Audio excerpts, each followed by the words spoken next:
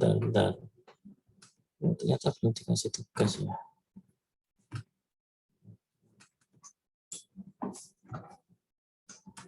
Ini udah pertemuan kedua ya, Mas?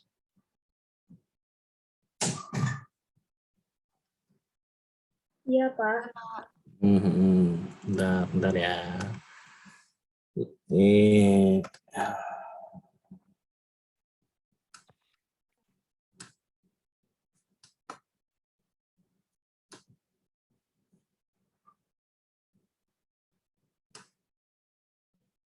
D4 analis.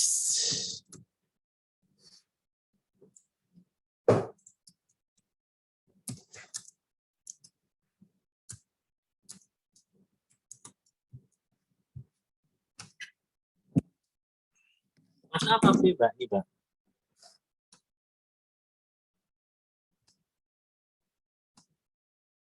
Halo, kelas apa, Bi? Kelas B, Bapak.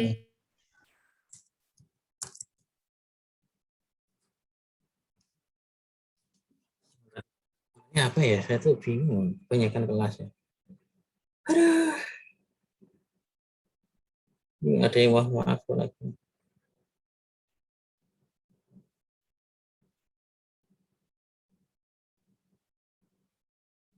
D4 analis. Kelas B. Kelas A mana ini ya? Juga saya tak buat sama saja.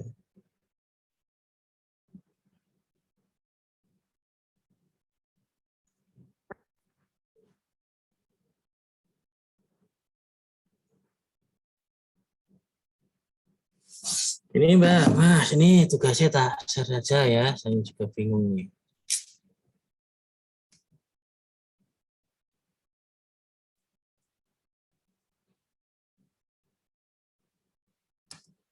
Oh, ini.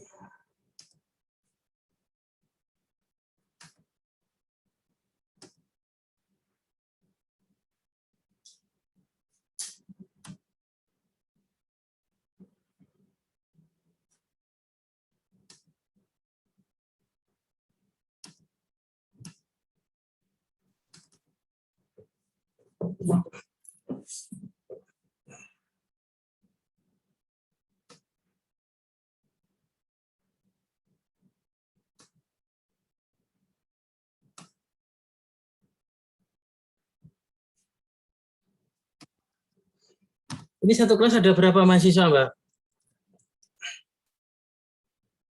Mas. Data terbaru dari admin yang sudah registrasi dan absensi itu masuk ke 82 mahasiswa, Pak, untuk kelas B. 82 bagi 12 berapa?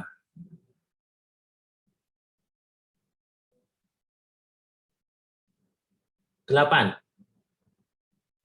8 kali 82 bagi 2. 7 ya? 7, Pak. Nah, ini gini. Ini sudah tak bagi, berarti catatan ya.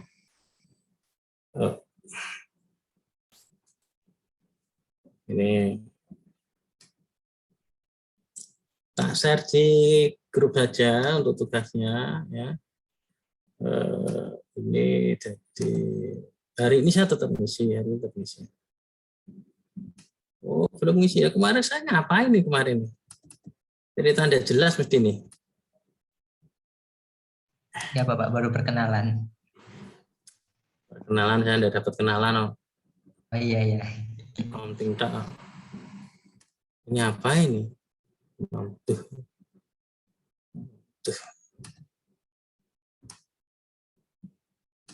Itu sudah saya share di grup untuk tugasnya ya. Jadi karena ini sudah 2 kali tatap muka, ya berarti ya kita nanti untuk penugasannya dimulai dari pertemuan ketiga gitu ya, biar berkeadilan ya.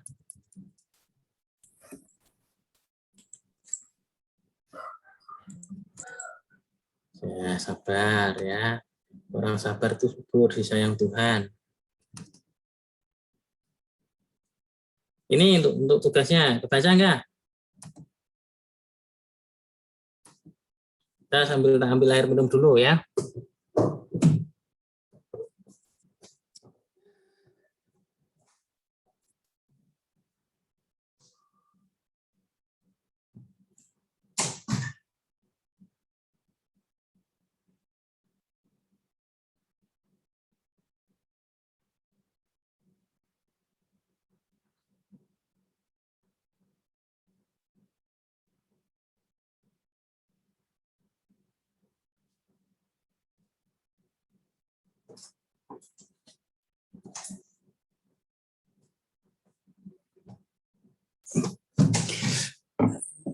Halo Mbak, Mas, dah.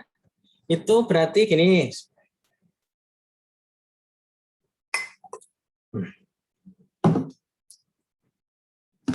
Ini kan sudah masuk pertemuan kedua, ya.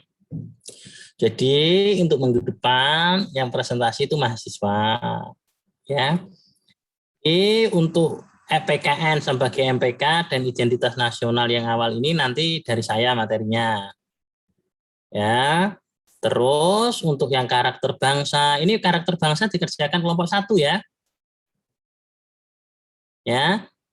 Kemudian pentingnya konstitusi bagi negara dikerjakan kelompok 2. Dan seterusnya sampai integrasi nasional dikerjakan kelompok berapa ya? Tadi ada 12 kelompok berarti ya. Ini kelompok 12 berarti integrasi nasional itu.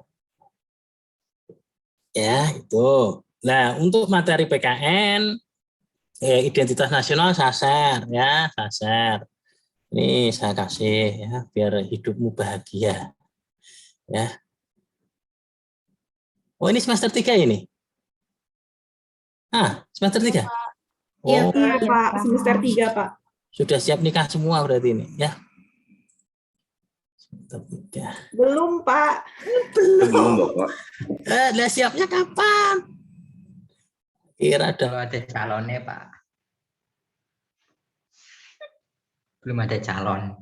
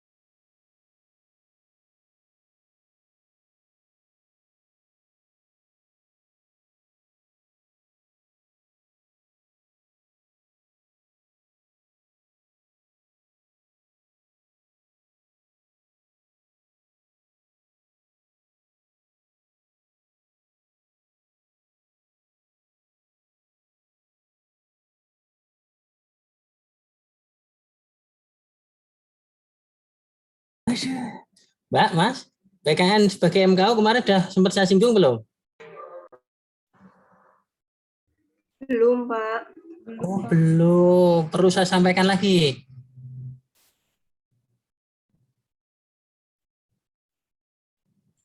Boleh Halo. Pak, sampaikan. Oh, sampaikan ya. Kita sampaikan sebentar ya.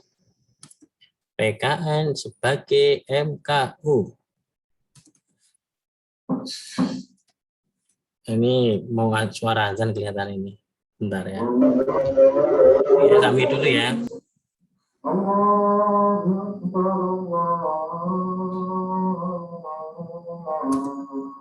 Bentar.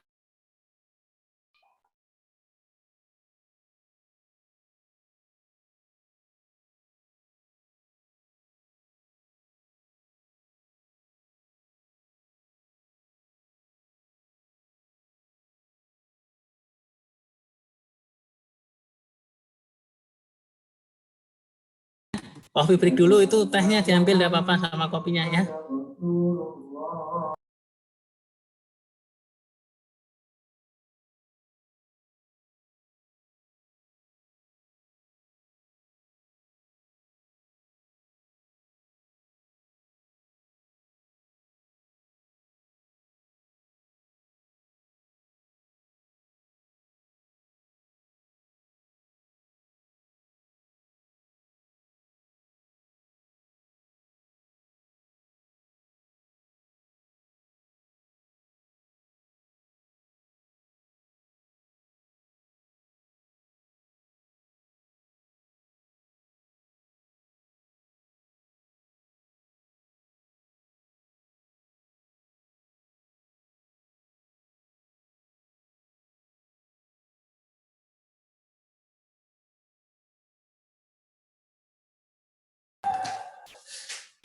Iya, silakan.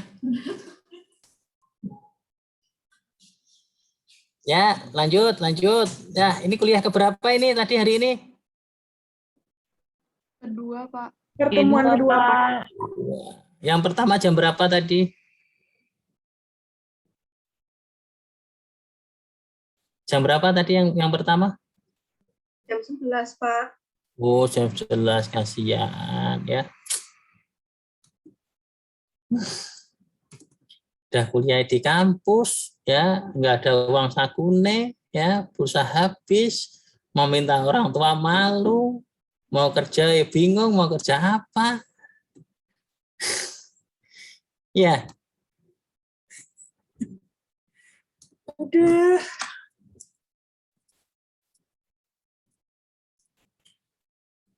Mbak, Mas, ini saya berikan sedikit penjelasan ya tentang PKN ya.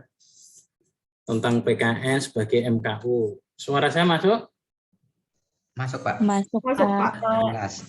Biar menambah motivasimu ya, bagi yang punya motivasi ya, bagi yang sudah terlanjur hancur hatinya, ya tidak apa-apalah, pasrah. Nah, gini Mbak, Mas ya, yang berbahagia ya, semoga langgeng ya. Kenapa ini ada PPKN di perguruan tinggi ya, latar belakangnya ya salah satunya seperti ini ya. Di Indonesia itu lucu, semakin tinggi pendidikan malah semakin banyak peluang nganggur ya. Itu data statistik ya tahun 2019 ini, pengangguran tertinggi malah ijazah SD 3 dan S1 ya. Berarti ada masalah dengan sistem pendidikan kita atau dengan orang yang kuliah ya. Ya. Kemudian orang yang banyak duit ya ternyata ya banyak yang punya cara kotor ya. Ini yang ketangkap ya. Mungkin yang belum ketangkap banyak juga ya. Semoga nanti kalau Anda semua jadi pejabat tidak kayak orang-orang yang terlampir ya. Jadi pejabat kalau yang ibu-ibu yang solehah, yang bapak-bapak yang soleh ya. Ibu-ibu yang solehah itu ibu-ibu yang mengizinkan suaminya nambah istri kan gitu ya. Ayah yang solehah, suami yang solehah itu ya kalau istrinya belum mengizinkan ya enggak boleh nambah istri kan gitu ya. Jadi semua hak prerogatif ada di istri kan gitu ya. Tuh, kemudian ya kenapa PKN ini ada di perguruan tinggi? Ya, ini kan tidak penting sebenarnya. Ya memang dibilang penting ya penting, dibilang tidak penting ya tidak penting kan gitu ya. Cuman ini ya sekedar memberikan ya bekal kepada Anda semua bahwa bekerja itu harus jujur, bahwa bekerja itu harus profesional, ya bekerja itu harus disiplin, bekerja itu harus tuntas. Dan itu semua merupakan bagian dari tanggung jawab seorang ya yang dikatakan profesional. Nah, salah satu indikator profesional itu salah satunya adalah punya keahlian khusus dengan standar pendidikan yang khusus. Ya, itu profesional. Jadi kalau Anda ini seorang analis ya dengan ijazah analis ya, lulus dengan ijazah analis ya, dengan profesi analis, itu salah satu indikator yang menunjukkan bahwa Anda adalah seseorang yang profesional dan ya, yang profesional dan ahli bidangnya. Masuk suara saya? Masuk, Pak. Masuk, Pak. Nah, oleh karena itu, ini saya menjelaskannya dari bawah ya. Oleh karena itu ya, pendidikan warga negara itu dirasa penting untuk diberikan di jenjang perguruan tinggi. Tujuannya adalah bisa menyeimbangkan antara intelektualitas Anda dengan religiusitas Anda. Ya, mengimbangkan antara intelektualitas Anda dengan profesionalitas Anda. Menyeimbangkan antara intelektualitas Anda dengan kepribadian Anda. Jadi pinter saja itu tidak cukup. Ya, orang pinter itu ya harus profesional, harus jujur, harus tekun, disiplin dan lain sebagainya. Ya. Jadi ya mohon maaf ya, sebenarnya saya untuk ukuran profil dosen PPKN itu kurang kejem ya. Kurang kejem itu harusnya kuliah masuk 2:30 masuk semua, enggak masuk telat 5 menit, enggak bisa masuk ruang. Itu harusnya seperti itu.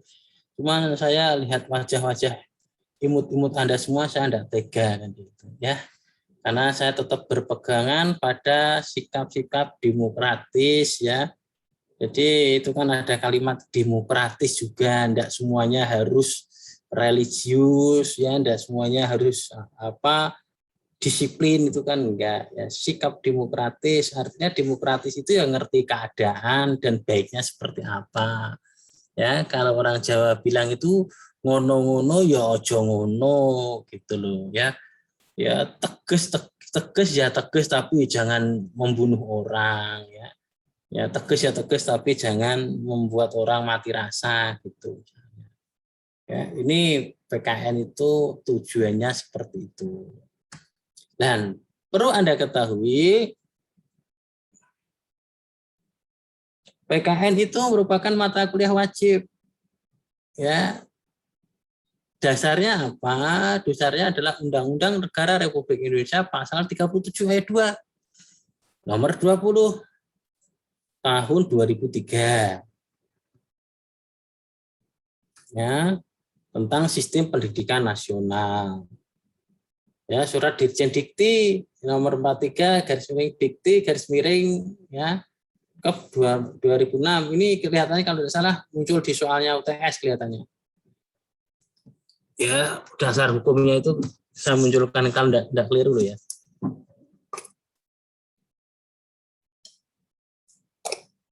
Yang menunjukkan bahwa mata kuliah ini bersama pendidikan agama dan bahasa Indonesia merupakan mata kuliah wajib. Artinya apa? Mata kuliah ini ada di semua prodi. Kemudian pendidikan kewarganegaraan itu tidak hanya terselenggara di Indonesia, di negara-negara lain juga ada, cuma beda namanya. Ada yang menyebut civic education, ada yang menyebut citizenship education, ya, ada yang menyebut demokrasi education. Ya. Di Indonesia sendiri namanya juga mengalami beberapa kali perubahan.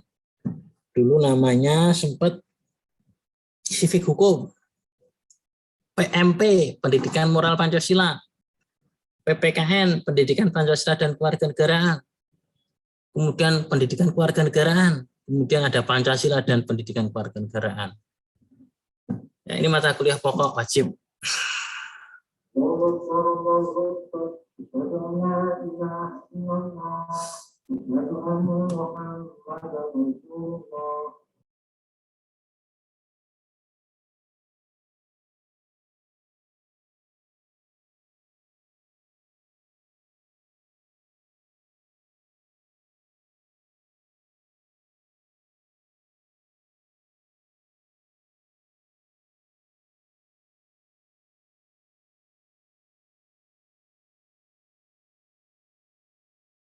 Ya, untuk penjelasan PKN sebagai MKU, ya, tidak usah panjang-panjang, selebihnya bisa Anda baca ya sendiri di PPT itu.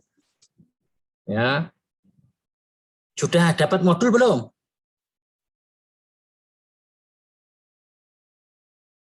Modul sudah dapat? Belum, Pak.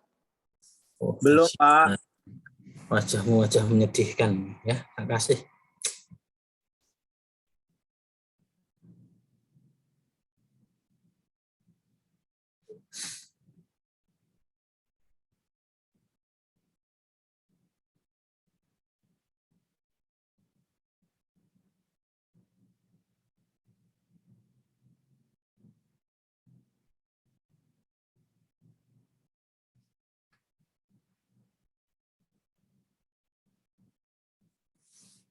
Sudah saya kirim ya di WA Group. Untuk PKN sebagai MKU udah ada pertanyaan nggak? Kalau enggak kita lanjutkan ke identitas nasional.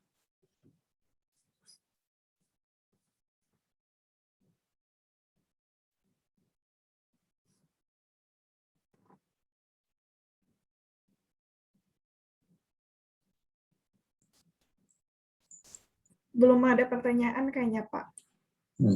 Kalau belum ada pertanyaan saya lanjutkan ya. Ya, Pak.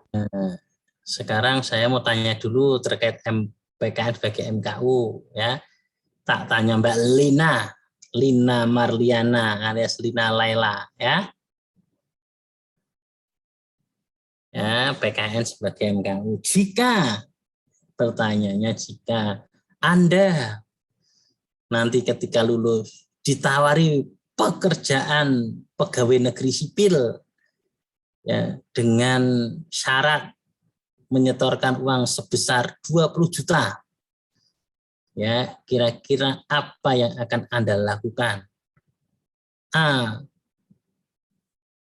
Diambil peluang itu. B. Tidak diambil.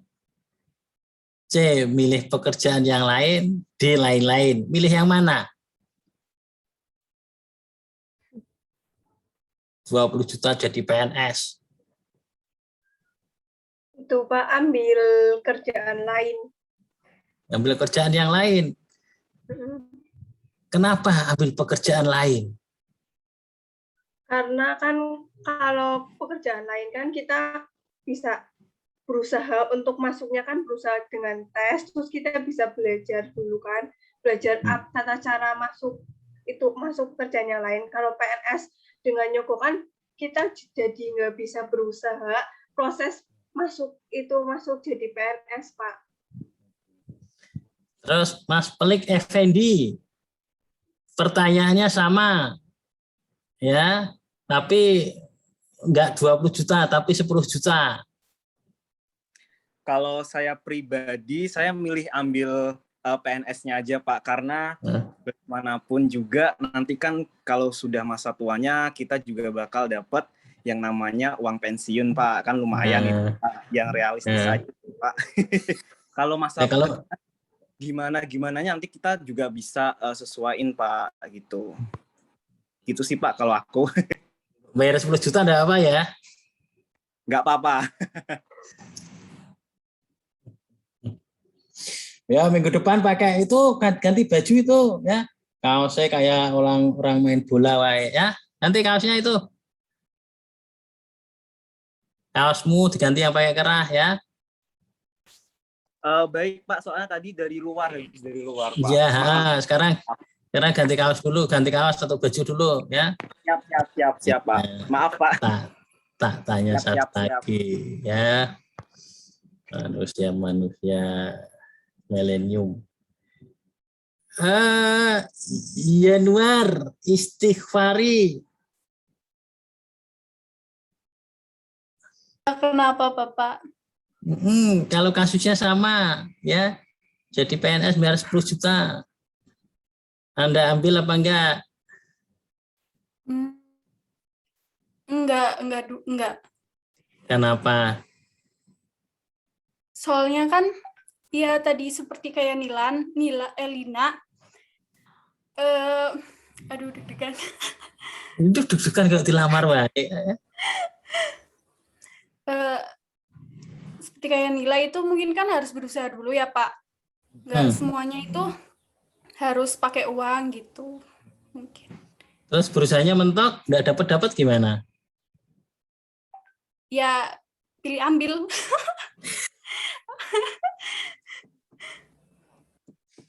Daripada nggak kerja kan Pak? Ya semoga lah. Semoga dunia milikmu ya.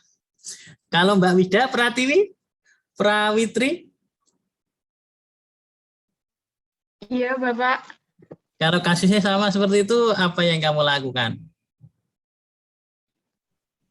Menurut saya untuk uang 10 juta saya ambil Pak. Soalnya jaminannya untuk masa tua nanti selanjutnya itu.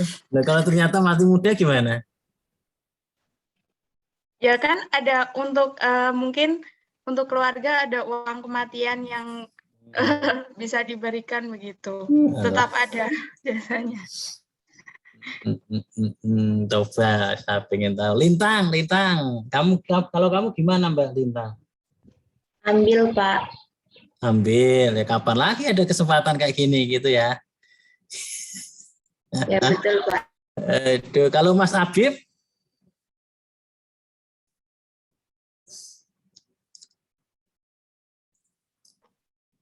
Belum tahu Pak. Belum tahu. Lah gimana taunya kapan nanti? Ya soalnya gimana ya, misal kita ada opsi lain, kenapa enggak diambil dulu Pak. Dan kalau bicara kita sekarang suruh beri uang dulu, realitanya banyak sekarang TNI itu sampai berjuta-juta Pak untuk jadi seorang PNS. Itu untuk dengan masa tua ya Pak. Ya, terus tak buka lagi slide-nya ya. Aduh, begitu pusing rasanya kayak gini ya.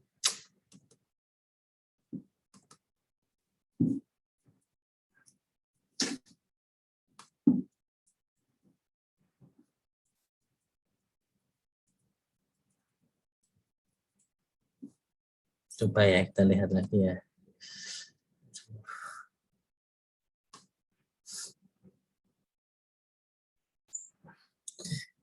Mas, Mbak, ya ini.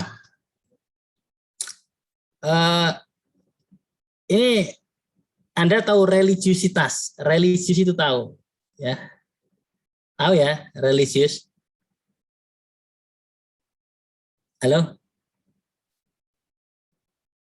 Masuk nggak suara saya? Masuk Pak.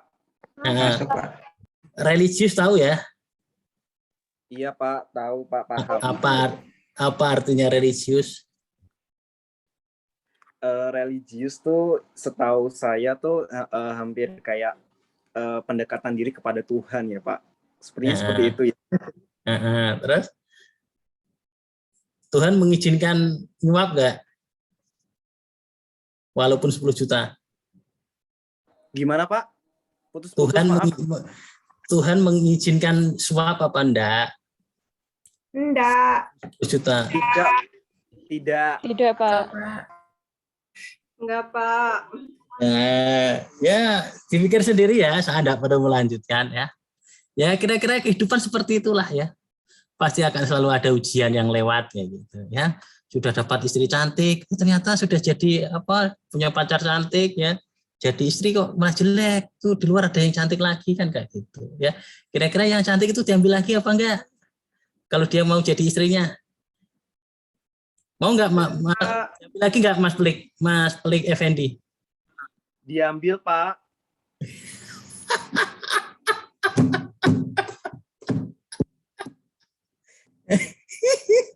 Itu ya pusing.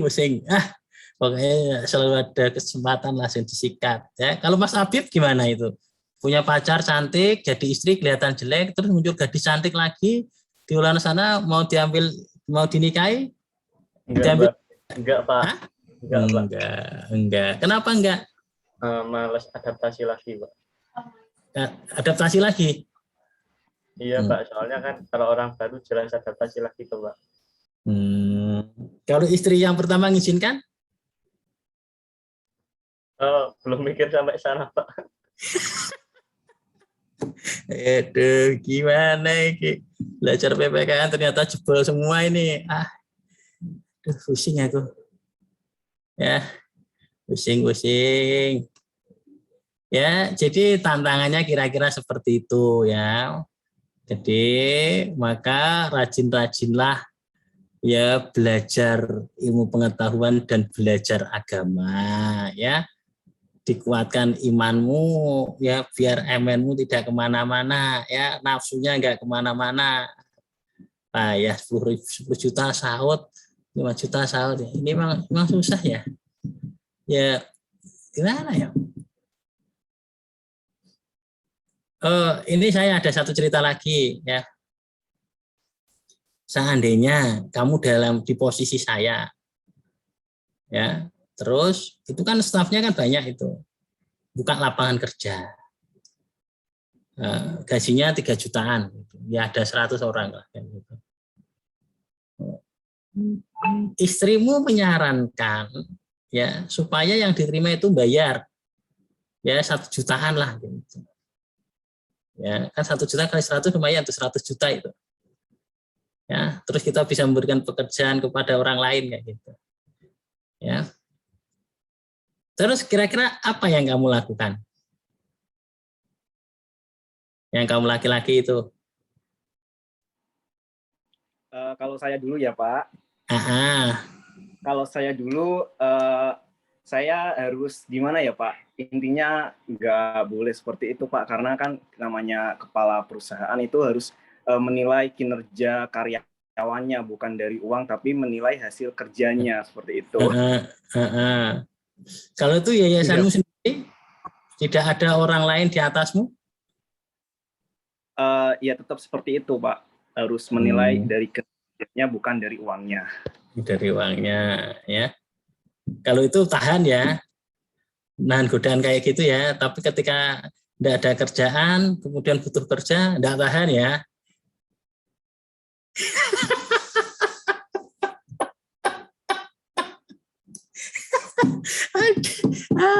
Itu namanya berbuat baik sesuai situasi kondisi. Aduh. Padahal ujian Tuhan itu di atas di saat senang dan dia saat susah, gimana ini?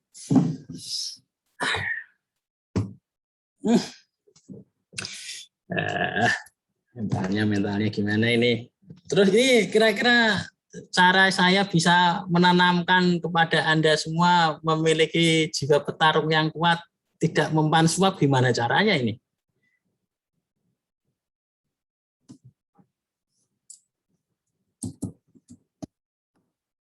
Gimana Mas Rizky?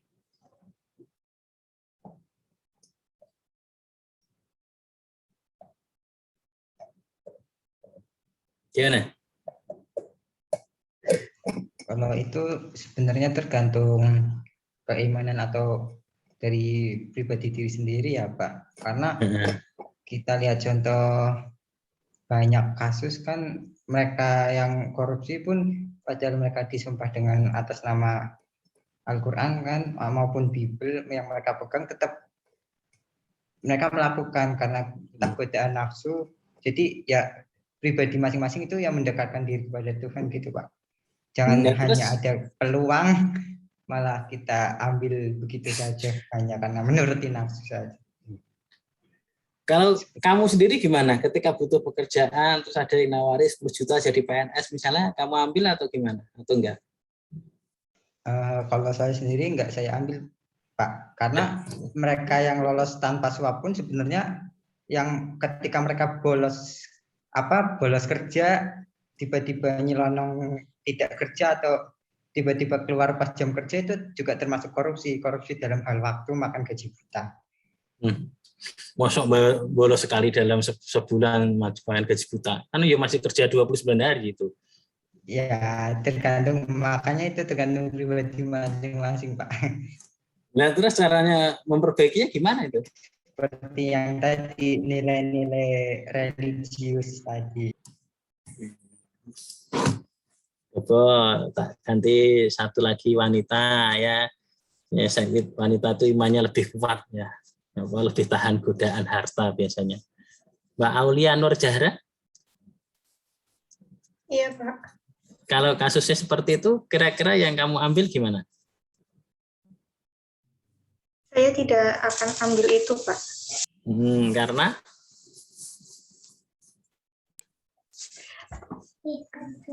Karena saya ingin kerja dengan cara yang baik, dengan tidak menyuap kepada orang lain. Terus resikonya untuk sementara waktu tidak dapat pekerjaan, gimana?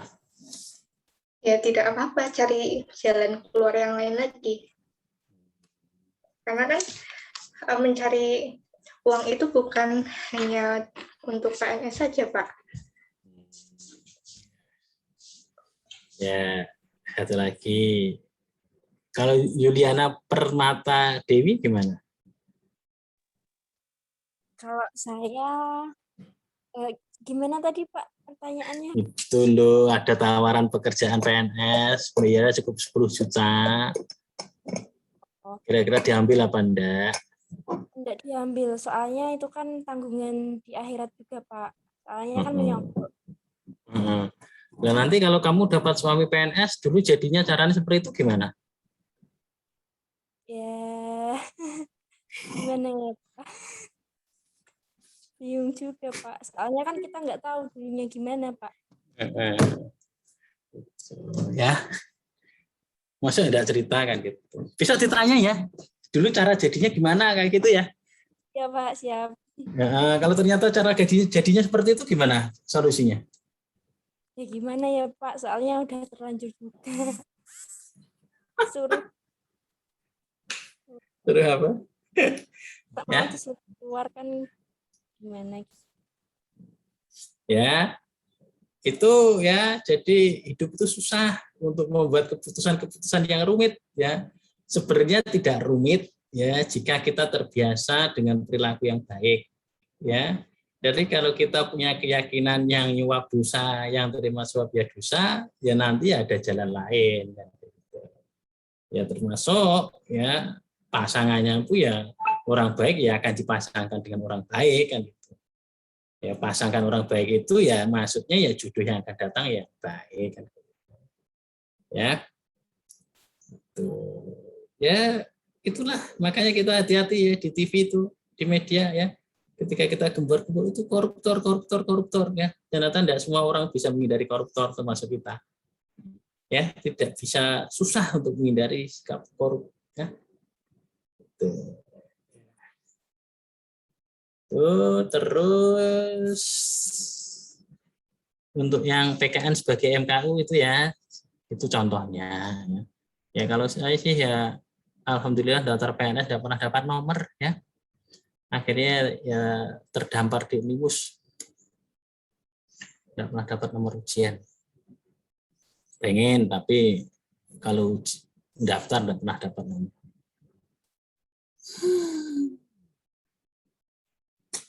Mungkin sebelum tak lanjutkan materi tentang identitas nasional, ada yang tanya dulu tentang hal itu tadi.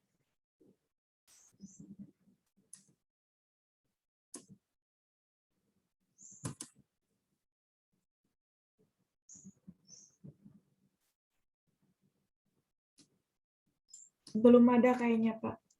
Ya, lanjut identitas nasional ya. Ya, lanjut, Pak. Ngajar itu kayak gini ya, yang tidak usah pakai teori-teori, langsung ditanya ya, biar pusing kamu jawabnya. Sekarang identitas nasional ya. Ini ada yang tahu arti dari identitas? Ada enggak? Identitas. Identitas. Kamu punya identitas? Punya, Pak. Punya, Pak. Alesia. Ya, identitas yang kamu miliki apa?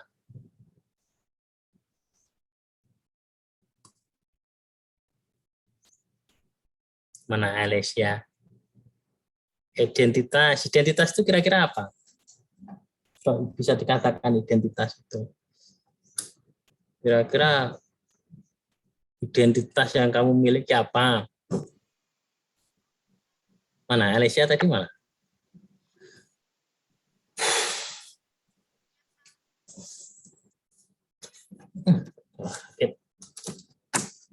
Ya, Mbak Alesia Kirana, ya, identitasmu apa? KTP punya? Ya, itu masih di mute ya. Nggak, suaranya enggak masuk. KTP-mu apa? KTP-mu punya KTP kok, KTP-mu apa? Suaranya kok nggak masuk ya? Suaramu kok nggak masuk ya, Mbak? Mbak Alesia nggak masuk. Nggak masuk. Tak ganti ya. Januar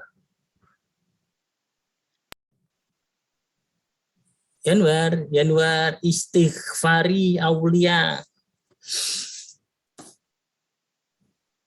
Iya, kenapa Bapak? Kamu punya identitas? Iya, punya KTP bukannya? Ya, KTP. KTP itu apa? Kartu tanda penduduk. Kartu tanda penduduk. Di dalamnya ada apa saja? Ada nama, tempat tanggal lahir, Terus? apa lagi ya? Golongan darah.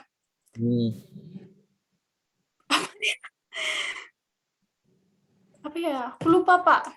Statusmu apa? Nggak dicantumkan di situ. Iya, ada statusnya. Statusnya apa?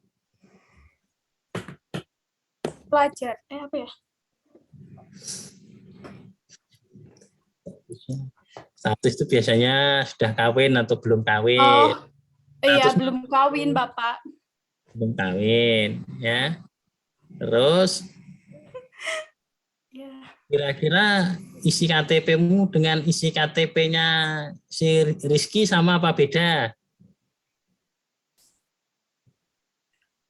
Sama, tapi kan itunya beda, itu apa sih keterangannya gitu. Keterangannya beda. Kira-kira bedanya di mana?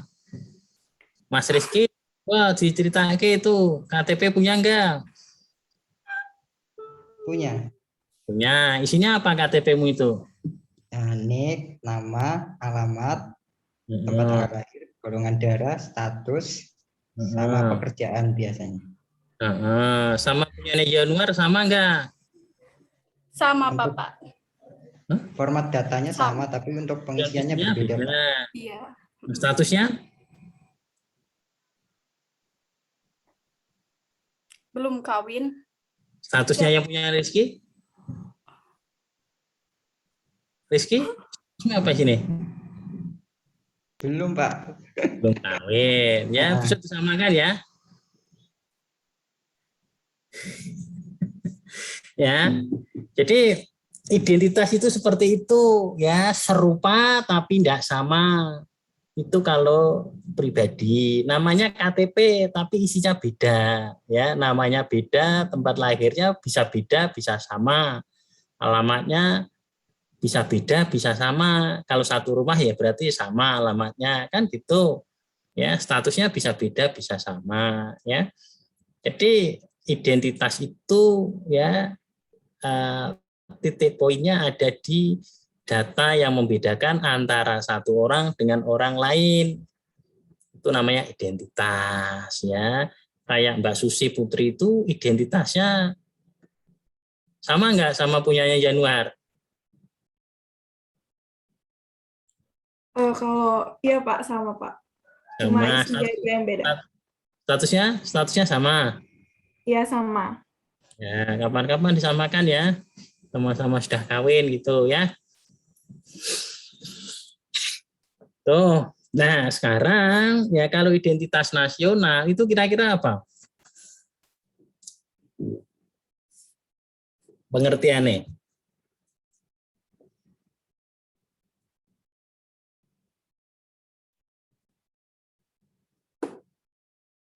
Nah, kalau identitas pribadi tadi kan hal yang membedakan antara diri pribadi dengan orang lain. Kalau identitas nasional,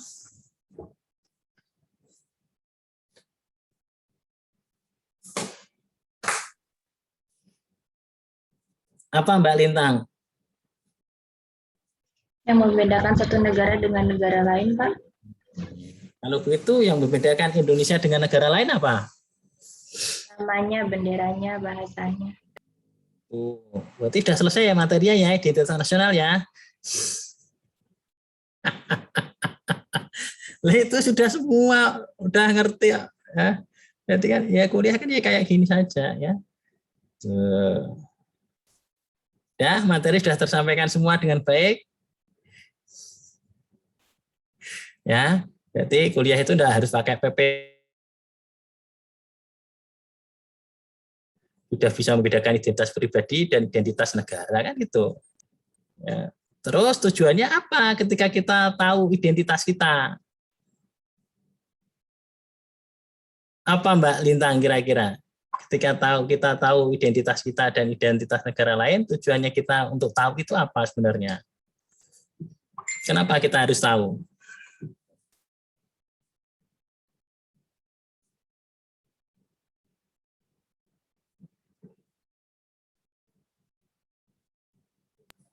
Ya,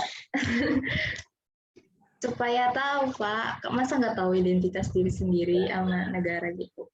Nah, sekarang pertanyaannya ya, identitasmu, identitas kepribadianmu antara dirimu dengan temanmu, dengan orang lain sama atau beda? Berbeda. Berbeda. Kenapa berbeda? Karena ada banyak identitas, Pak. Satu orang beda-beda. Ya. Terus seumpama dipaksa untuk sama, mau nggak? Enggak. Ya. Nah, sekarang kalau dalam konteks negara gimana? Kira-kira mau nggak? Ya, kalau kita berbicara Indonesia diminta sama untuk dengan negara lain? Enggak. Atau tunduk dengan negara lain? Enggak. Ya, itu ya. Jadi kita itu pentingnya supaya kita paham identitas nasional itu supaya kita tidak tunduk pada negara lain. Karena apa? Karena punya pribadi sendiri. Ya, udah materinya selesai.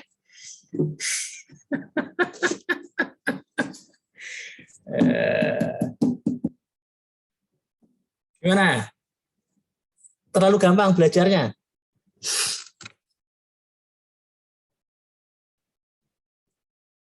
Mas Habib? Iya, Pak. Gimana materinya berbobot apa enggak? Ya, berbobot, Pak. Berbobot. Aduh. Dari 2 pertemuan diselesaikan dalam waktu 5 menit. Nah, jadi yang kita pelajari ya paling itu ya. Jadi identitas nasional itu apa? Kenapa kita perlu belajar identitas? Tujuannya apa? Kalau kita enggak ngerti tentang identitas kita, dampaknya apa? Kayak gitu ya. Sama dalam kehidupan bernegara ya seperti itu. Kalau kita enggak punya identitas ya akan ya dikuasai oleh bangsa lain, dijajah kan kayak gitu ya. Kalau dijajah ya akhirnya ya semua kemerdekaan kita, kebebasan kita akan tertindas kan kayak gitu. Itu sih. Tapi kalau mau diteorikan ya banyak banget.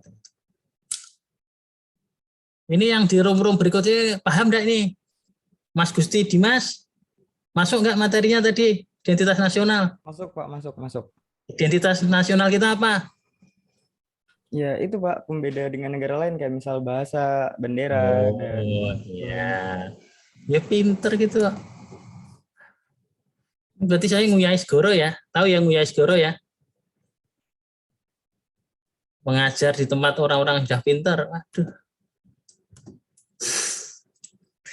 Aduh. Nah, sekarang ya ini contohnya sekarang bisa nggak nyebutkan ya contoh kasus tentang mulai lunturnya identitas nasional yang ada pada masyarakat Indonesia saat ini. Kira-kira dalam hal apa yang sudah mulai luntur ya, yang dulu ada sudah mulai menghilang. Ya, yang dulu Budaya, Pak. Budayanya bagaimana? Kalau menurut pandanganku sendiri, sekarang anak-anak muda sekarang dulu kan sering banget tuh yang namanya main permainan tradisional atau gimana. Tapi sekarang udah luntur gara-gara adanya gadget atau smartphone gitu, Pak.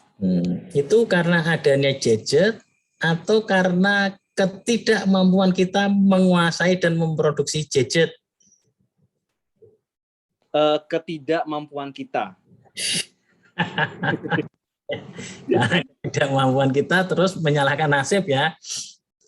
Iya benar Pak. Ya. Karena dari orang tuanya juga mungkin ya membiarkan anak-anaknya sendiri gitu Pak. Ya udahlah mungkin sekolah juga online atau gimana gitu. Daripada keluar rumah bahaya atau gimana, mending main smartphone di rumah gitu. Mungkin seperti itu. Terus solusinya kira-kira apa itu untuk melindungi itu permainan-permainan tradisional supaya tetap bisa eksis di perkembangan zaman seperti sekarang ini? Ya mungkin dari orang tuanya bisa mengenalkan entah itu permainan tradisional yang dijual di pasaran seperti congklang seperti itu Pak atau apa gitu. Perlu dimodifikasi nggak sesuai dengan perkembangan teknologi yang ada? Kalau perlu dimodifikasinya sih kalau menurut saya mungkin bisa Pak, entah itu kita buat permainan gaming yang di smartphone gitu kan mungkin juga bisa Pak. Tapi dengan cara yang sama seperti itu. Iya. Ya. Tuh. Jadi ya pesannya adalah ya contoh kasus tadi permainan-permainan tradisional karena tidak bisa mengikuti perkembangan zaman maka ditinggalkan oleh zamannya gitu ya. Iya Pak, benar. Ya, maka perlu ada upaya-upaya penyesuaian supaya permainan-permainan tradisional itu tetap bisa eksis gitu ya. Iya, benar sekali Pak. Sekarang contoh yang lain monggo selain ini panggilannya Pelik apa Fendi nih? Pelik kalau kelihatan nasibnya pelik banget itu. Pelik Pak, pelik. Pelik ya. Ya, suasana hatinya pelik banget itu ya. Yang lain bisa memberikan contoh ya. Tadi Mas Pelik sudah memberikan contohnya ya. Contohnya permainan tradisional. Kalau yang lain? Pakaian izin masuk Pak. Varian pakaian Pak. Pakaiannya kenapa? Zaman sekarang kan banyak itu pakaian-pakaiannya terbuka terus mengikuti budaya barat-barat gitu Pak. Terus pakainya harusnya gimana? Seharusnya mengikuti budaya kita, tidak terlalu terbuka gitu Pak. Ya kalau budaya Indonesia itu sebenarnya jilbab atau kemben?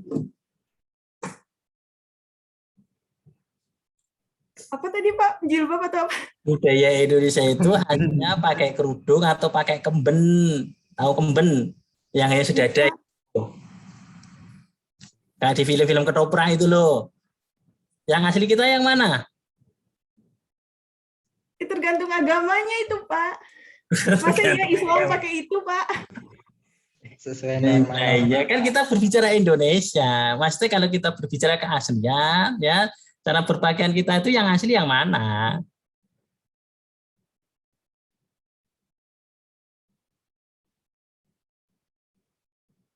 Kalau Indonesia bukannya kebaya ya Pak? Masing-masing beda. Ya kebaya kan. Itu yang di kerajaan. Kalau yang di masyarakat umum itu, yang tari-tari tradisional itu apa ya pakai kebaya? Kan ya enggak. Kalau Anda lihat film-film kolosal itu, Ya, kerajaan-kerajaan Majapahit, Tutur Tinular, Angling Dharma, ya, atau masyarakat Bali itu pakaian adatnya gimana itu? Kan ya mirip-mirip itu. Ya, kalau kita berbicara tentang ya keaslian budaya, identitas budaya kita yang mana? Yang asli kita.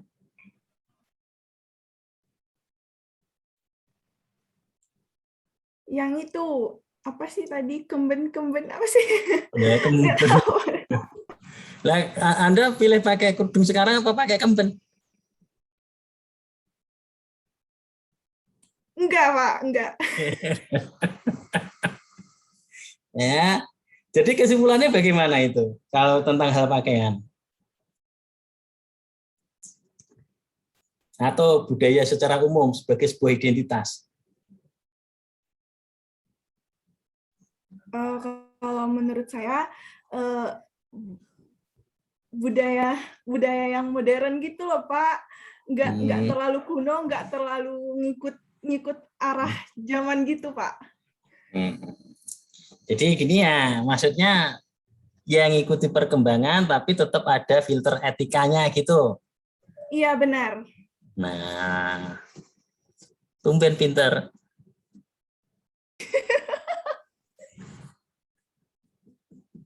Jadi besok kalau karaokean pakai lagunya Didi Kempot terus ya. Jangan K-pop ya. Hah?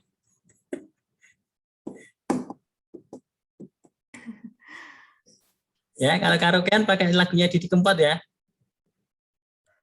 Lagu apa, Pak? Pakai lagunya Didi Kempot terus. Nggak tahu saya lagu apa itu, Pak. Pakai lagu barat apa lagu lokal? Lagu Atau lokal dong, Pak. Lagu daerah lokal. masing-masing. Ke daerah masing-masing ya. Terus yang lain, contoh yang lain silakan.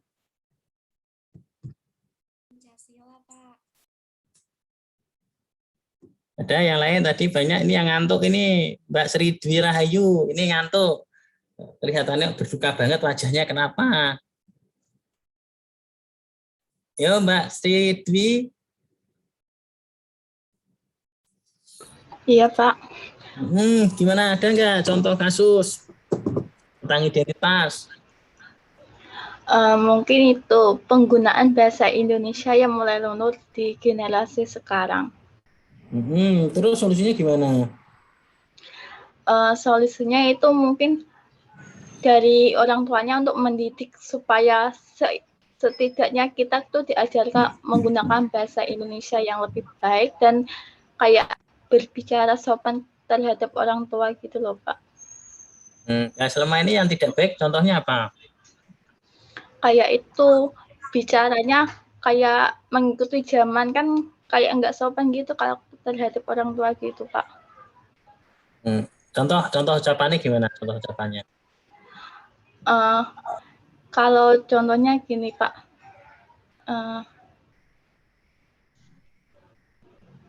Halo guys. Itu guys, gitu. bicaranya pakai ke orang tua kayak lo gue gitu loh Pak, kan nggak sopan gitu. Lo gue sama orang tuanya, lo kasih uang saku gue gitu. Iya kan biasanya kan kalau yang kalau anak muda sekarang kan kalau ya pakai bahasa gitu Pak, tapi nggak semua sih, tergantung diri sendiri aja itu. Tapi memang ada ya Mas Pelik ya, anak yang minta saku ke orang tuanya, lo gue minta uang saku, kalau nggak dikasih lu palak, gue palak lu, ada. Kalau dari saya sih belum nemuin hal seperti itu ya. Wah, itu anaknya itu ditolak bumi itu ada, kalau ada anak kelakuannya kayak gitu sama orang tuanya itu ya. Tuh, ya berarti sopan santun etika ya. Terlalu ke barat-baratan. Iya Bapak. Ya. Terus ada Vanessa. Ada nggak contoh yang bisa kamu berikan?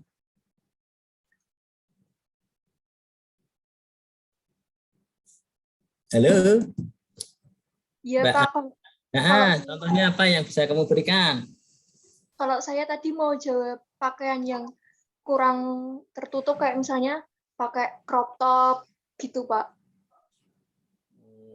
Itu pakaian apa tuh? Saya ada crop top yang kayak mana? Yang perutnya kebuka tuh loh Pak. Kayak kurang bahan.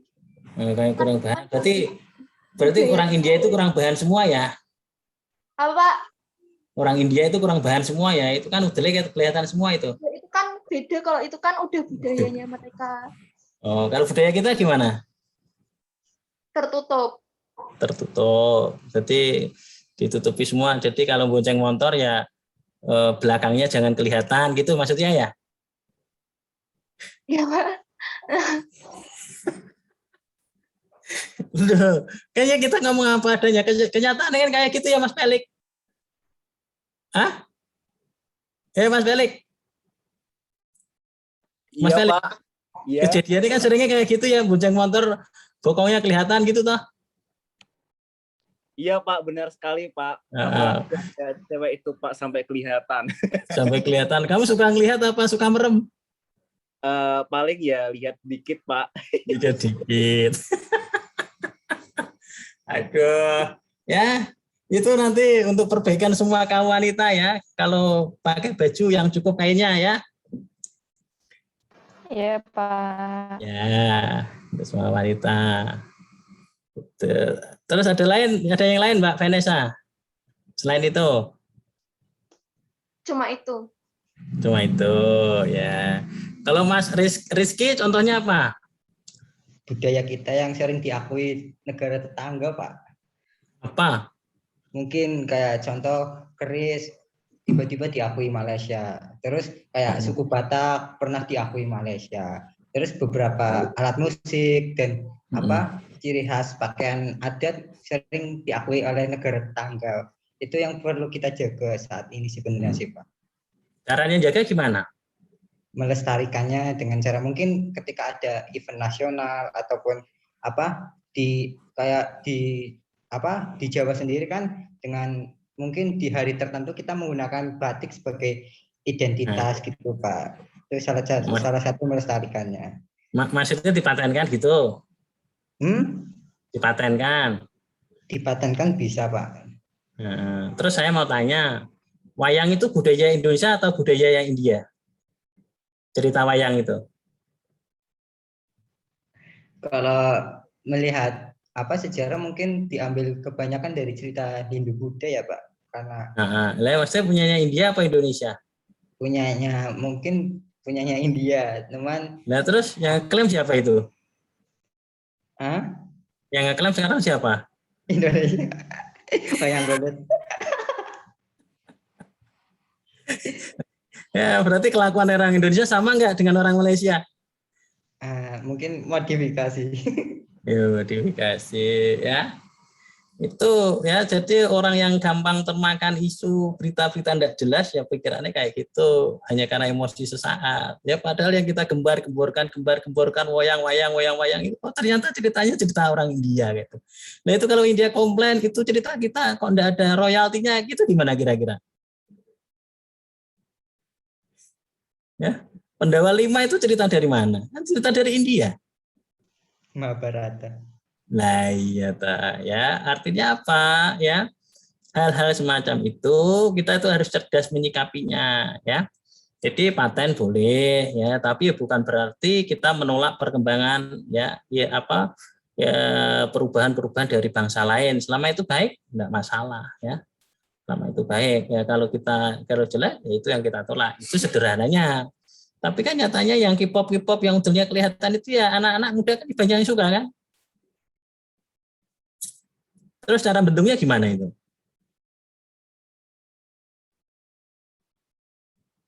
Ya. Jadi apa itu namanya itu? Yang kayak Jakarta 47 itu namanya apa? Grupnya namanya apa kalau orang banyak itu?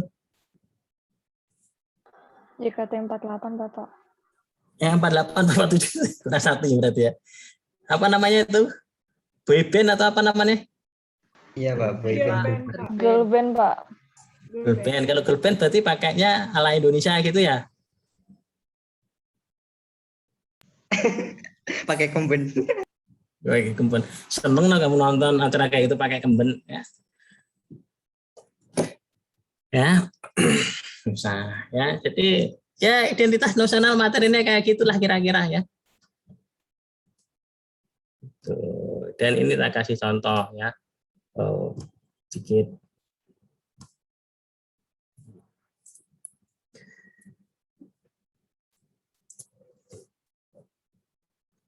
Ini latar belakangnya Mas Mbak ya, bisa dipelajari. Tulisannya kebanyakan itu sebenarnya, tapi ya ini beberapa tulisan tentang identitas nasional. Jadi ceritanya itu begini ya Mas Mbak. Menurut Peter L. Berger itu ya dalam bukunya The Capitalist Revolution ya, era globalisasi dewasa ini ideologi kapitalisme lah yang akan menguasai dunia ya. Kapitalisme telah mengubah masyarakat satu persatu dan menjadi sistem internasional yang menentukan nasib ekonomi sebagian besar bangsa-bangsa di dunia dan secara tidak langsung juga tentang nasib sosial, politik dan kebudayaan. Ya, ini contohnya sekarang kita membangun apapun pakai uang utang ya akhirnya mau tidak mau kita dikontrol oleh si pemberi utang ya. Karena memberi hutang dalam konteks kenegaraan itu bagian dari kapitalis. Ya, itu kalau negara salah kelola, hutangnya terlalu tinggi, tidak bisa bayar gitu, ya, atau gagal bayar misalnya, ya mau tidak mau kita ngikuti ya negara yang punya duit itu yang ngatur kita. Nah, caranya kalau tidak bayar hutang ya kita akan dikucilkan oleh negara lain. Ini makanya konsep negara hutang terlalu besar itu memang harus butuh perhitungan yang matang. Bukan tidak boleh hutang, tapi harus memperhatikan ya harus ada ukurannya sesuai kebutuhan apa enggak. Ya. Karena dampaknya pasti ke sosial, politik dan kebudayaan. Budayanya bisa berubah ya karena kemudian biasanya negara-negara semacam itu kan mempersyaratkan misalnya kayak Cina itu kan mau investasi asal tenaganya dari Cina. Ya, kemudian ketika tenaganya kerjanya dari Cina, kemudian kan tenaga kerja itu kan tinggal menetap juga di Indonesia. Dan membawa budaya dari sana kan. Ya kalau budayanya baik ya tidak masalah, tapi pas kalau budayanya tidak baik, ya seperti orang Barat itu yang diajarkan seks bebas itu kan repot itu, ya itu misalnya. Terus kemudian membawa perubahan ideologi dari ideologi partikular ke arah universal ya, ideologi yang khusus ke adalah ideologi yang umum ya. Sekarang kita mengaku Pancasila tapi nyatanya prakteknya ya kapitalis ya gitu. Itu misalnya kayak gitu. Ya, kemudian menurut INB jika suatu bangsa merupakan ya yang merupakan lokal genius dalam menghadapi perubahan budaya asing akan menghadapi challenge dan respon. Jika tantangannya besar, sementara responnya kecil, maka bangsa tersebut akan punah seperti aborigin di Australia dan bangsa Indian di Amerika. Ya. Namun jika challenge-nya kecil, responnya besar, maka bangsa tersebut tidak berkembang menjadi bangsa yang kreatif. Ini susah ya. Ini contohnya Korea Utara. Ya, oleh sebab itu agar Indonesia tetap eksis dalam menghadapi globalisasi, maka harus tetap meletakkan jati diri yang merupakan kepribadian bangsa sebagai dasar pengembangan aktivitas budaya globalisasi. Jadi ini yang susah, apalagi sekarang serba digitalisasi, ya semua sekarang serba digital, ya dengan digital itu ya harusnya praktek korupsi bisa ditekan, ya karena transaksinya semua serba online. Tapi ya ada saja tiap bulan ada orang ketangkap korupsinya. Itu kira-kira. Kalau ada pertanyaan silahkan, kalau tidak ada kita akhiri ya karena sudah bisa memberikan contoh dan solusi. Silakan. Kalau mau curhat ya boleh. Mau curhat ya boleh. Mau cerita ya boleh. Anda pernah ketemu orang aborigin? Belum, Bapak. Orang aborigin itu mirip orang Papua. Di foto, Pak. Hah? Di foto? Walah, di Google kan banyak, ya. Ya, saya pernah ketemu ya, yang waktu itu ya ikut short course di Australia itu, yang ngasih hiburan tari-tarian itu orang aborigin. ya bagi saya sih hiburannya tidak menarik ya. Cuman ketipung dipukul-pukul ikut sama lonjak-lonjak kayak orang Papua itu. Ini seninya di mana ya? Saya bingung, pusing ya. Tapi ya itu ya adat mereka tetap harus dihargai kayak gitu.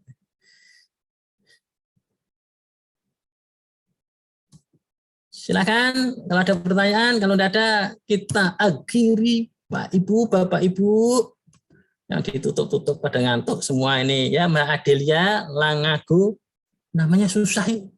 Rumah mana Mbak Adelia? Pak. Rumah mana? Iya Pak. Rumahmu mana? Ini lagi di rumah Pak. Enggak, maksudnya daerah mana? Gorontalo Pak, Pohuwato. Oh, jauh namanya kak. Beda kayak enggak seperti orang Jawa itu. Iya Pak. Kapan? Ke Semarangnya? Belum tahu Pak, lagi nunggu info offline-nya. Sudah cari kos-kosan di sini? Belum Pak. Halo, Mas Habib, bisa dibantu carikan kos-kosan ya?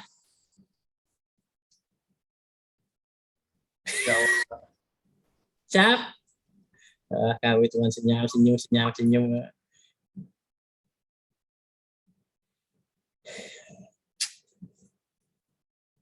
Mbak Lina Laila? Pak. Cukup? Ada yang tanyakan ya? Ya, Pak. Ini kamu yang orang kemarin, orang Ponorogo itu? Bukan, Pak. Mana? Orang mana? Tegal. Oh, orang Tegal. Tegal mana? Di Margasari, Pak. Oh, saya kemarin kok nggak ketemu. Saya kemarin nginep di Hotel Grandian itu. Oh, itu di Slawi, Pak. Di Slawi. Kalau Margasari masih ke selatan. Ya. Kecamatan paling ujung. Oh, dekat dengan Guci.